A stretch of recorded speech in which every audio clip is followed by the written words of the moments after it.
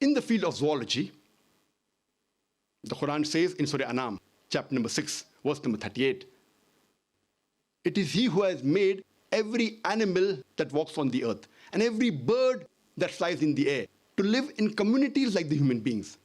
Today, science agrees that even the animals and the birds live in communities like the human beings, which was not known earlier. The Quran speaks about the lifestyle of the bee in Surah Nahl, chapter number 16, verse number 68 and 69. The Quran speaks about the lifestyle of the spider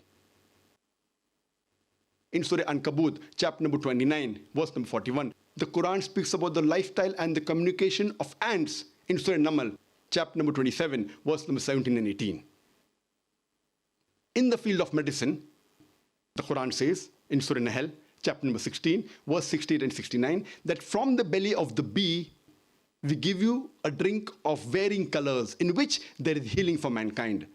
It is recently we have come to know that the honey that we have is obtained from the belly of the bee. And today science agrees that there are mild antiseptic properties in honey, and it is even a healing for mankind. In the field of physiology, the Quran describes the blood circulation and the production of milk in a nutshell in Surah Nahl, chapter 16, verse number 66. 600 years after the Quran was revealed, Ibn Nafis, he made it known to the world about the production of milk and blood circulation. 400 years later, that is 1,000 years after the Quran was revealed, William Harvey, he made it famous to the Western world.